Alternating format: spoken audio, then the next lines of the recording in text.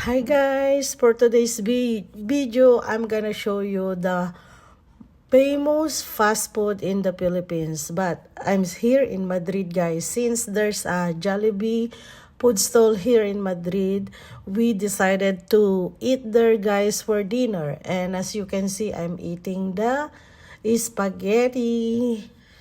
And now guys, it's more delicious the spaghetti than before, because before the sauce is very watery, something like that.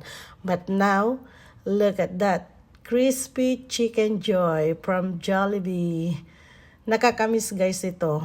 Kasi pag sinabi mong Jollibee, alam na nila lahat dito, mga Pinoy, ganyan. Kasi mahilig ang mga Pinoy sa, syempre, Jollibee, bida ang saya.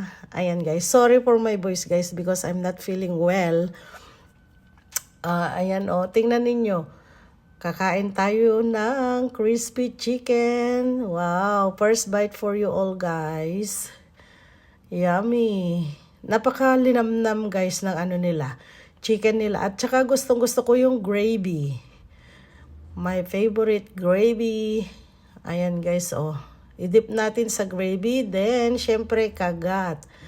Wow, yummy. Try guys. Dito lang sa Madrid Centro nakalagay yung guys, yung Jollibee.